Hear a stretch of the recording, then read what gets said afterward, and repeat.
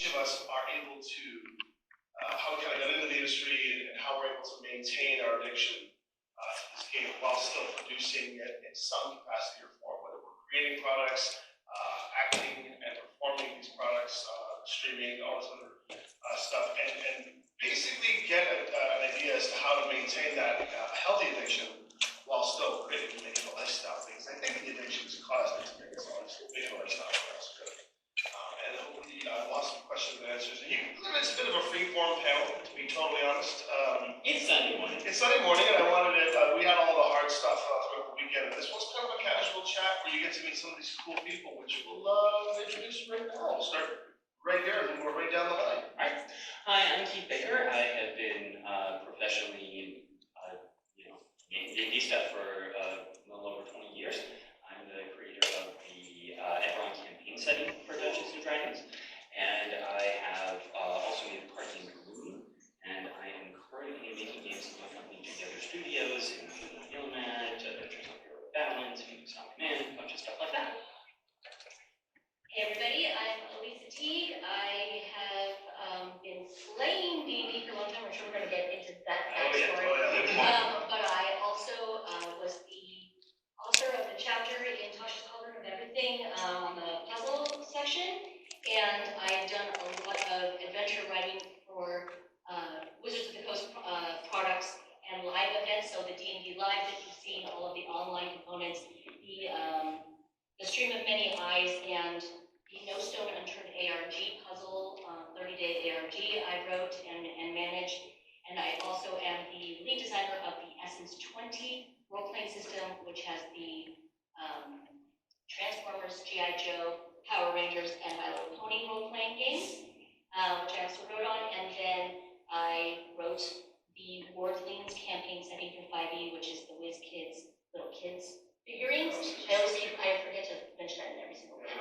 Mention it today. I wrote that campaign setting and a bunch of other RPG stuff as well. I really want to play in a Transformers My Little Pony crossover. You can't I know, cross them just over saying. because it's the same system, and yeah, we can talk about that in another panel maybe, but we'll see.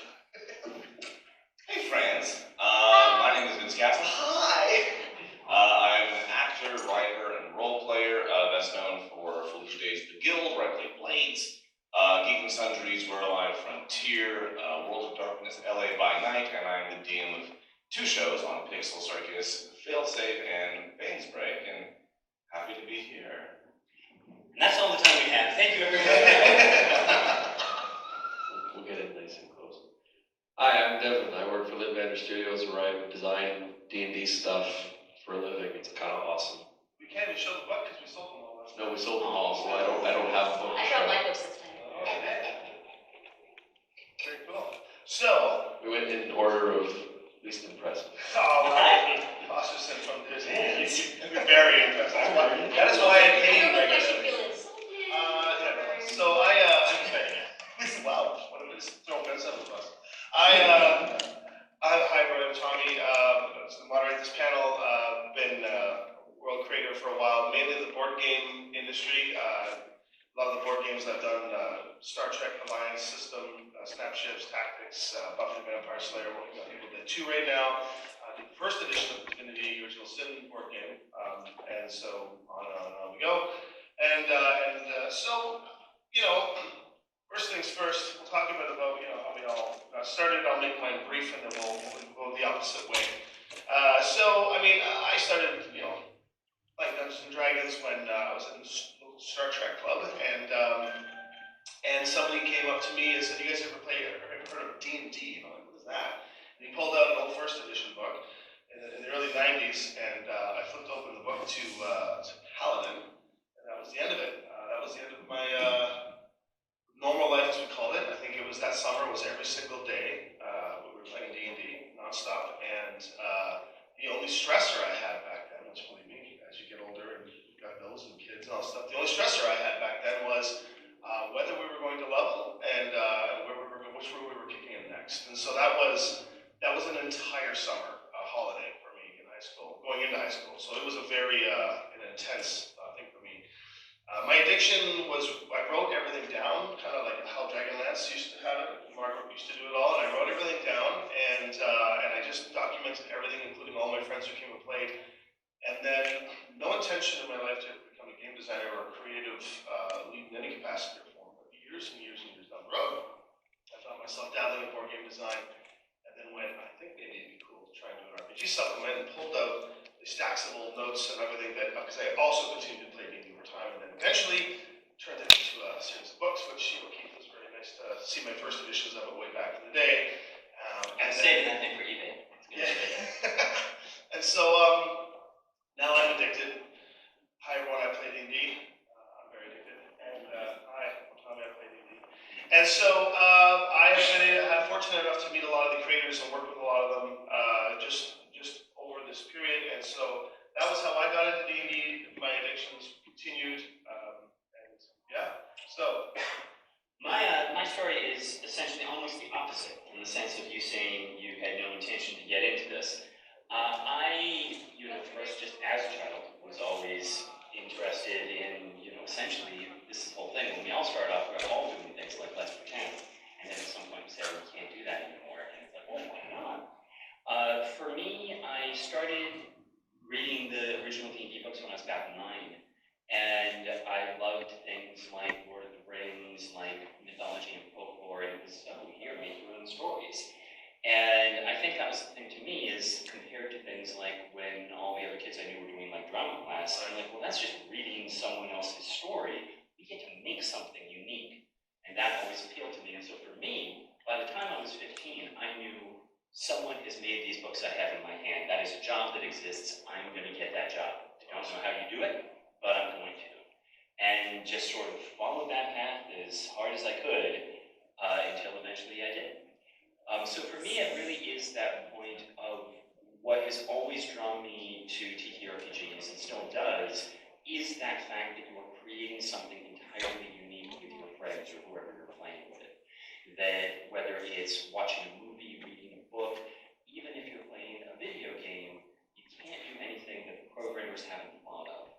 And that when you're doing a TTRPG, you can adapt to anything that people come up. And to me, that just makes it a wonderful and unique form of entertainment.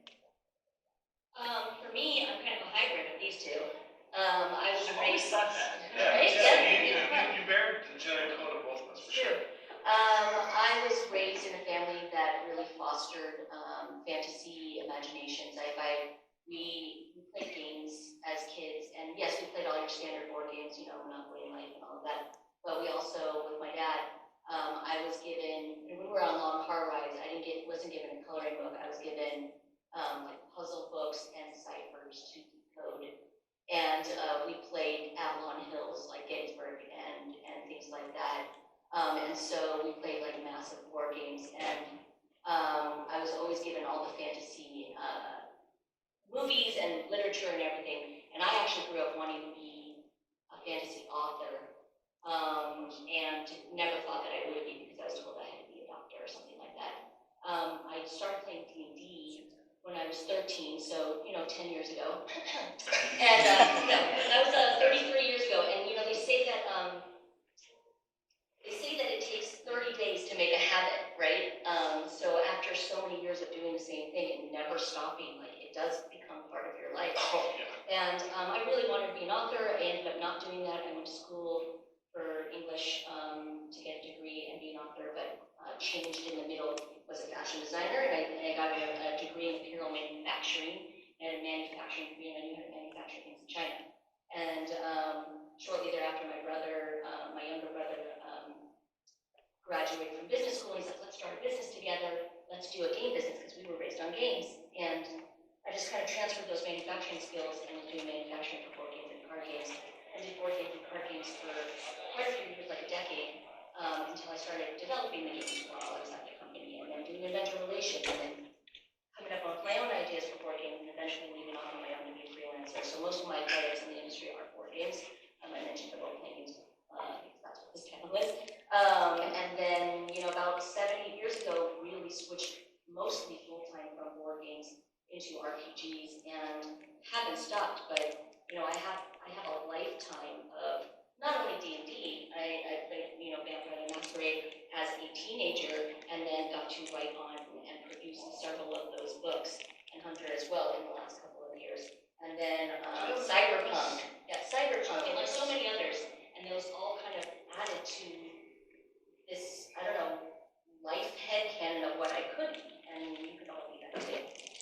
seen the pictures. I think you just were a vampire. When Tori would be exact. I think I'm probably definitely the newest comer out of all of us to this sort of field. you're only 15, right? I turned 12 Yes, a week ago, actually, yeah. Happy birthday! Thank you. So I came up as an actor first and foremost, writing as well, and booked several projects in my teens, and then obviously, Felicia spun the guild off into Geek and Sundry. I started doing a lot of work with Geek and Sundry, and was always surrounded by people playing so much D&D. It was just like a critical role in my periphery at all times, and for years and years, people told me to give it a try, pick it up, play a game. And I wasn't against it, I didn't quite grasp it.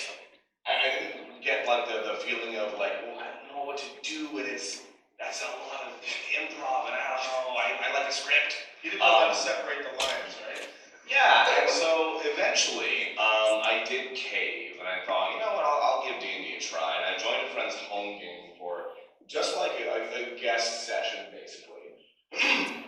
And shortly after, started my own home game as a player, with several of the people who worked in development and directing and all that at Sundry. And I was having a blast, having a really good time. I've been doing improv for most of my life, so I did take it fairly naturally to it. But in playing D&D, I realized that as much as being a player at the table can be a great time, because my background is first and foremost like character acting and writing, that I really need to just be DMing. And that became my career from that point forward. Is almost immediately we launched a show over the pandemic, did very, very well, and within about 18 months of my first game, I was just a professional DM and didn't look back. Still have never read the entire DM's guide, by the way. Oh, who has? Who has? And I've read like most of I have. PHP. I don't think I've even opened a chapter of it. No, which goes to show it doesn't take much to play this game. It really doesn't. As long as you have the barest grasp of the essentials and an element of creativity and fun you can bring to the table, you can have a great time.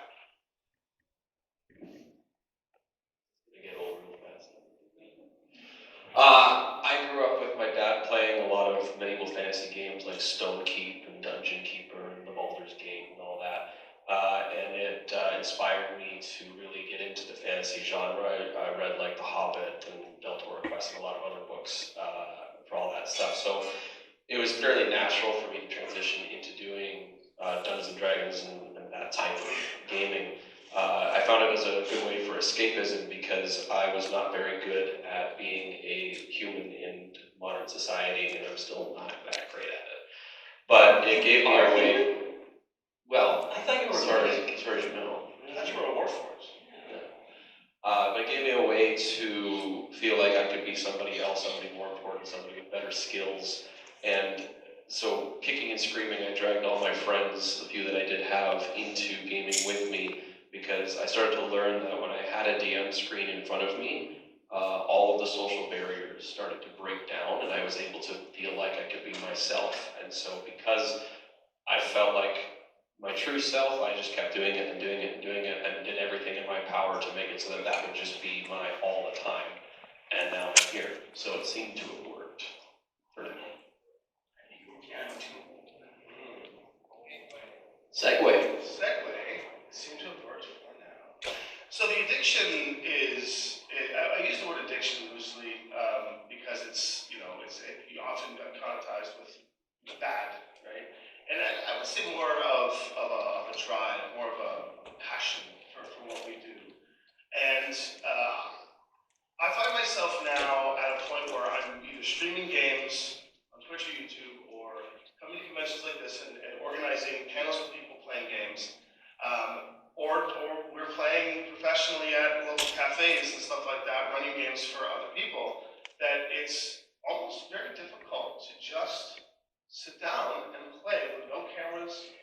For us, I mean, like, I find it difficult to find the time, but when we do, right, tell me if this hits you, you're going to be put some insight on this because recently how you've been playing, it's like, but when you do sit down in front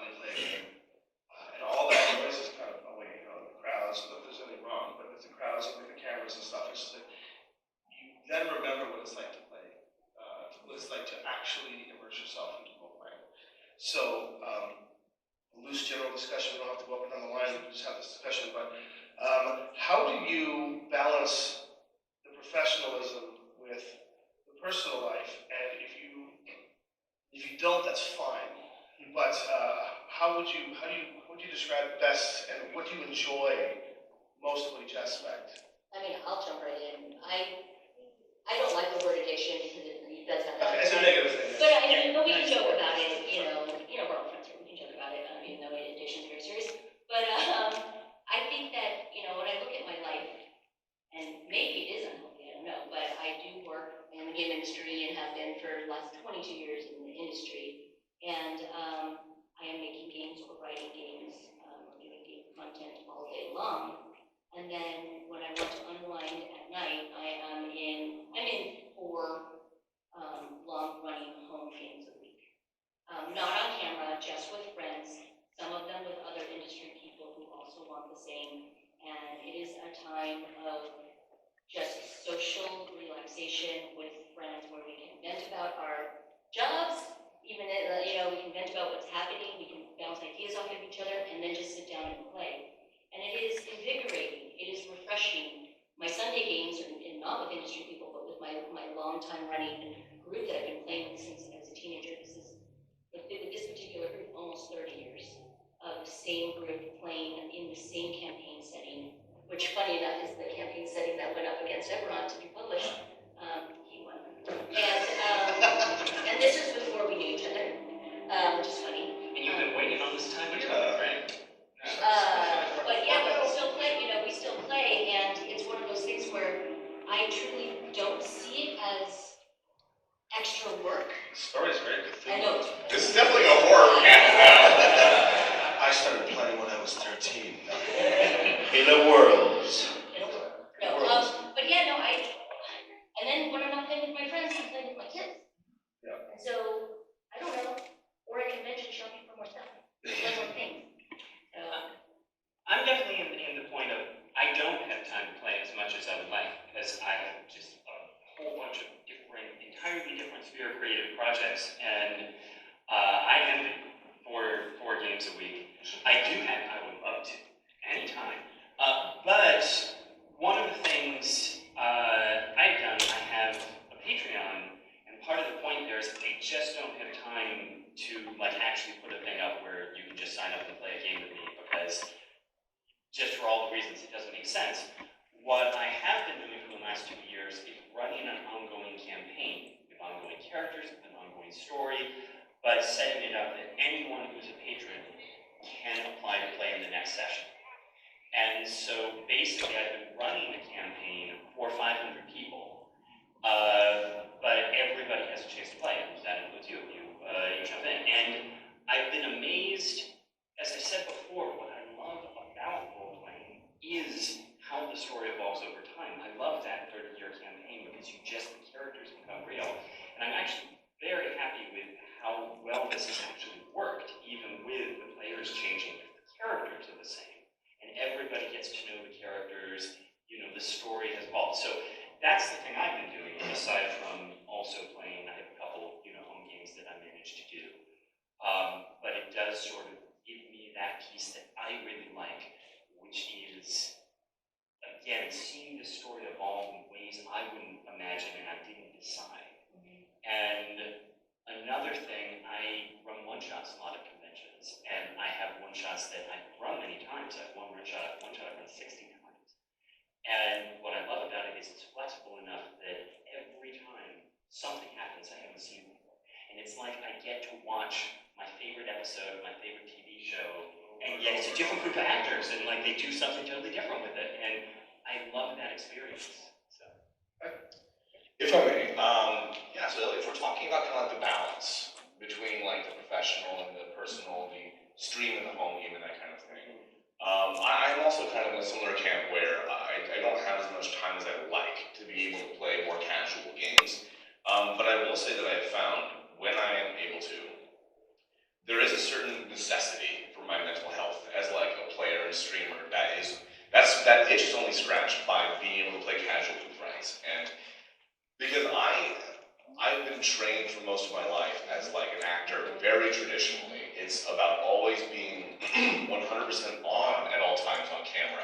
No dead air, perfect performance, perfect energy, perfect jokes, just really a really fine-tuned performance.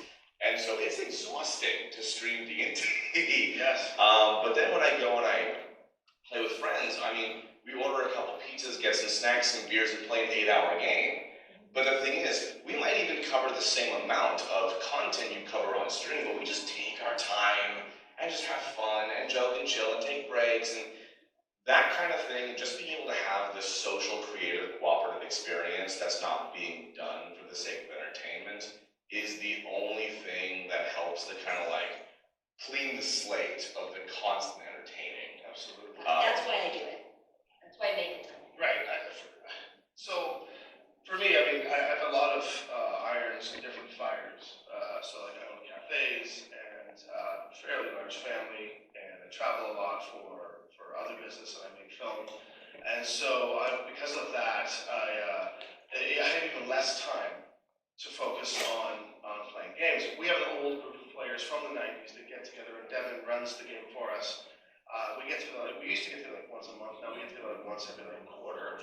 But when we do, it's only 4 hours before everybody runs out, because we've all got different lives. But in those 4 hours, I actually struggle with just being there in the moment or researching for the next product.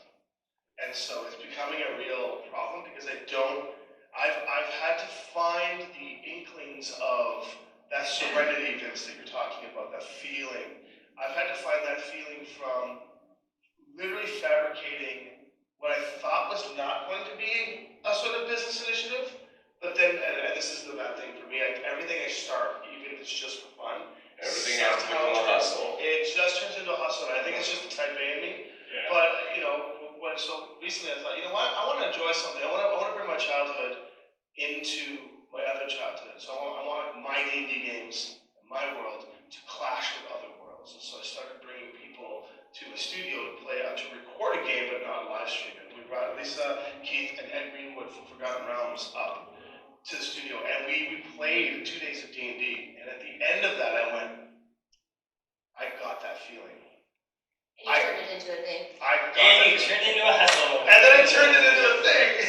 But here's the thing, and I mean, this is not me being the therapist at the table or anything, but you need to shut off and do what we do and just play. It's important to, as you get older, for the younger people in the room, it's really hard to maintain adult friendships because everybody grows up and you have families or careers or you do different things. And, there's a joke that, it's a very long running joke about scheduling D&D games and having everybody being able to show up. And like, even when the new movie, was announced, everyone's like, oh, are they going to be able to decide on a date? And it's true because it's hard. And so by making the commitment to play and hang out with friends and foster those relationships, it's important for your well-being. Just don't sleep like me, it's fine. If I may add as well, because I think one of the things that prevents me from being able to commit more to more home game kind of material is the work to develop a long-running campaign, to maintain the scheduling of the same consistent player group. It does add a certain barrier to entry. One good middle point that I found is what I host is I get like 5 friends together, and I host a dinner party. I call it Dinner and Death, where I cook from scratch. Dinner and Death. Yes. And someone does. Scratch kitchen. I cook a beautiful meal from scratch, and then I run the entire group through a game of 10 candles. And so it does not require any long-term commitment. It does not require the same people to show up. It's a brief 2 to 4 hour game, depending on how many people we have and how we want to run through it. But it does allow us to scratch that itch of just playing casually among friends and reduces a lot of the barriers. Another, picking up on the challenges of scheduling and things like that and how you handle that. What I do with my Patreon is actually inspired by an earlier home campaign where basically I just designed a campaign with the principle it's just set in this particular vast city. Each adventure is episodic, self-contained, and basically I just had a group of 18 players, all just friends in the area, and basically I would just say, I'm running the game on Tuesday, the first 6 players to respond are in,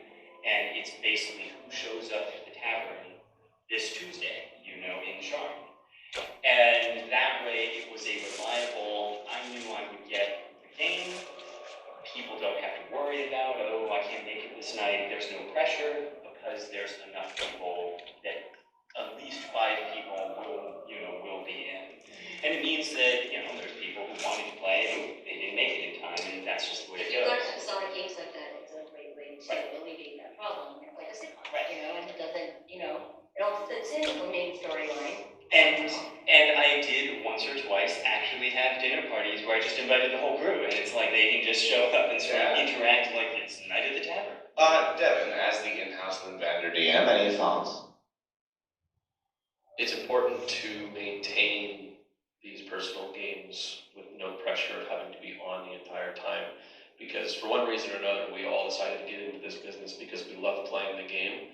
And if you don't do that, you have no way to remind yourself why you're still doing what you're doing. And so as much as it's just fun for us to be doing it, and it is good and therapeutic, I think that it is necessary in order to stop yourself from getting lost in basically what Tommy's problem is.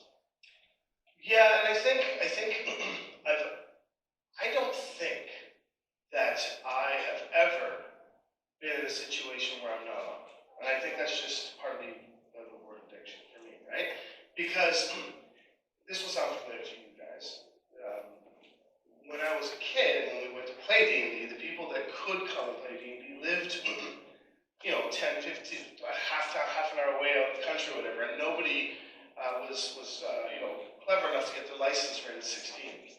So my gas, my time, nobody had any money as teenagers, and I was the only one that ever did for some reason. So I would often drive to pick them up, pay for the fuel, and buy the pizza, and bring them into my house. It was always in my house, and they didn't have enough money for minis or dice, so I'd buy the minis and dice out there.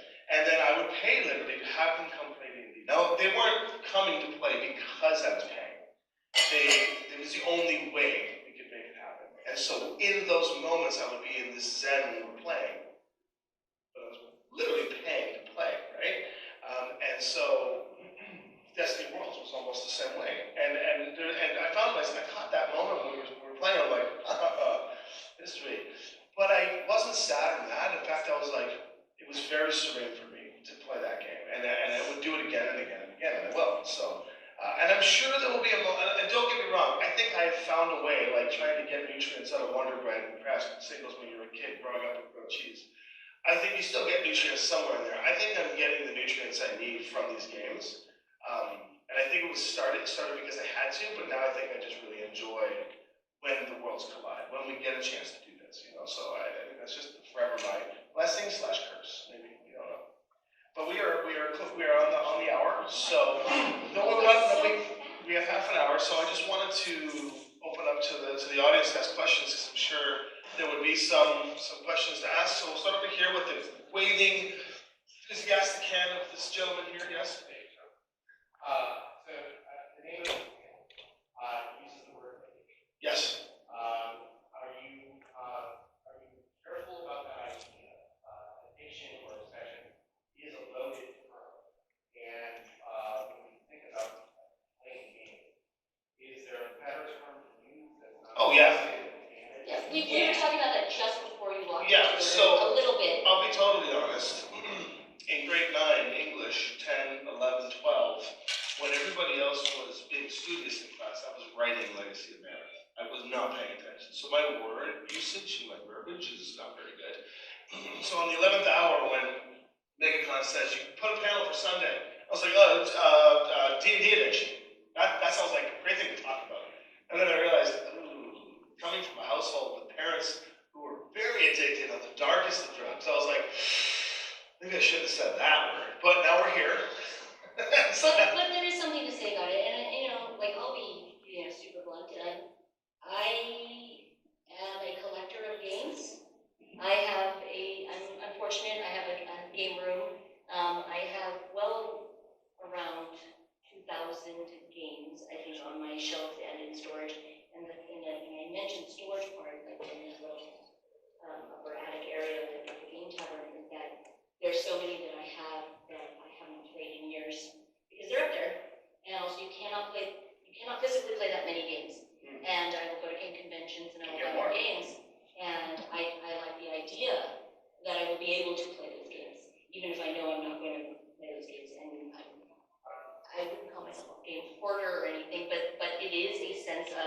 an addiction where I like the idea that I will be able to play with friends and have people come over and, you know, have that continuing attachment, social attachment, so much that I will continue to buy them and I continue to play them. Even though I'm exhausted, I still commit to all these games for free. So it is a little bit of that, Well, but it's also very healthy, and like it's been a time for everybody in the last couple of years, pandemic and everything.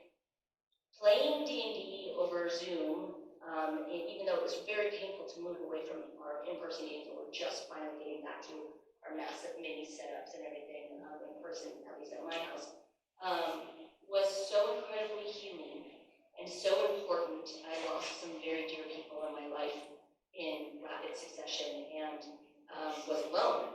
And so having that ability to forget, go into a fantasy world and laugh, and you know, even the first couple of times catching myself laughing was shocking to me, you know, it hurt and, you know, painful, but it was so healing. Yes, the word addiction is sort of in there, but not necessarily in a bad way, unless you get into, I mean, I'll talk forever about this, and I don't want to talk too long, but, you know, I grew up in the time where when computers finally, like, the internet happened when I was an adult. I was just in college, and EverQuest happened, and I really truly did lose a lot of friends at EverQuest, because of that addiction. They stopped going to class, they stopped maintaining their personal relationships, they stopped doing all of those things. That was RuneScape for me. Yeah, it was a nightmare. People were losing their relationships and everything over this game, which no shade on EverQuest, it's an awesome game, but it was an addiction for people. With D&D, at least you're sitting in front of don't get me wrong. There is an addiction for me. Like I said, and it is an addiction, and I'll tell you why. Because it has become and for those of you vampire folks who understand, it's become the Obeah, the Labrie power that removes my derangements. And I'll explain that for those of you who aren't vampire players. I did grow up in a very broken home, and I clung to the concept of paladin very quickly because it was the righteous decision to get away from the darkness that I lived under. And D&D was the escapism for me. And as it became a career, all that stuff, whatever ended up happening, because my turning everything into a career is a result of a late life confidence build. And so, if somebody were to tell me that I need to switch careers and stop doing anything D&D, I would be like Ewan McGregor in Trainspotting up on the ceiling screaming and yelling. I don't think that I would enjoy my life as much. I have fulfillment in my children and I have fulfillment in my life, so I know I can live. I've turned it into a calling and a devotion, but when I was younger, it was in fact an addiction. Because if I couldn't play, it would result in arguments. Like if my mother tried to ground me because she decided to be a mom all of a sudden, it would just be eruption from death. Like I was that kid if I could not have my friends over to play D&D. So Devin, you went to add, and then we'll ask him. I was just going to say, it kind of is almost a psychological need. So I was trying to think of a good word. Passion doesn't quite seem strong enough. I'm not sure there is a word that is colloquially enough to actually utilize to explain it. But we'll figure that out next year. You had a question. Well, first off, I know that's actually what brought me to D&D. Through the pandemic and all those things people were that, it did become like a sense of like not trauma bonding, but we all have our vices too. And in a world that there are so many vices, this could be a more healthy addiction. Oh, not absolutely. that trauma. My question was though, because I've found this when you like really resonate with the character that you created, and say that character has like an accent, maybe like a method actor. How do you shut that? How have you found to shut that off instead of like you're at work one day that has nothing to do with D&D, and then you start talking in the accent? Like, how do you I've been there. find the balance?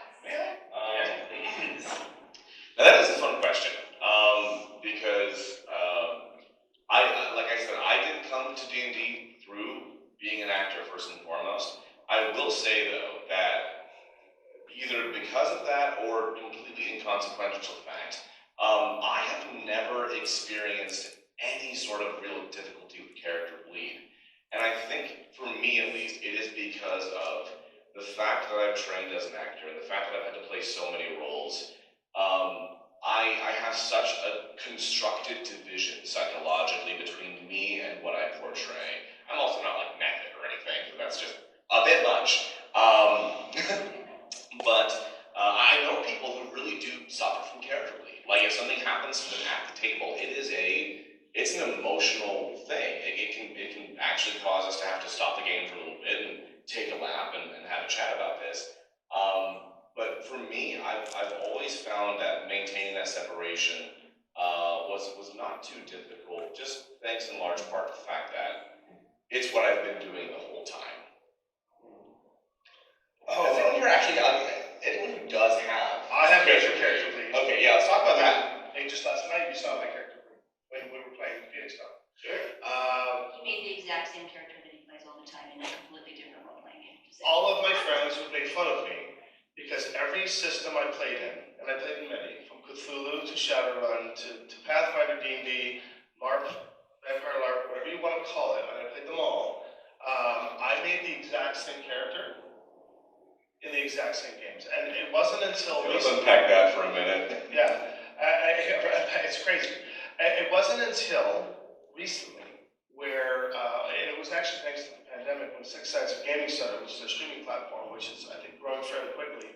Our streaming platform, we were forced to play multiple games on there, we decided to play multiple games on there, and I became extremely self-conscious. The fact that there would be a broader audience seeing me play the exact same thing over and over and over and over and over and over again. So I finally broke the mold with Devin and started changing and making characters. And so that's where the Keymaster and Eke started coming. So I started playing like weird, wonky things. I always played the straight edge. I was Steve Rogers. I was the Paladin. I was the Justice Warrior. And then I went to like start playing like thieving little goblin rogues to timey-wimey foxes to just the wildest big burly orcs with hammers. And I was like, whoa! And I don't know if you were there, Devin, but I even said, holy cow, this is great!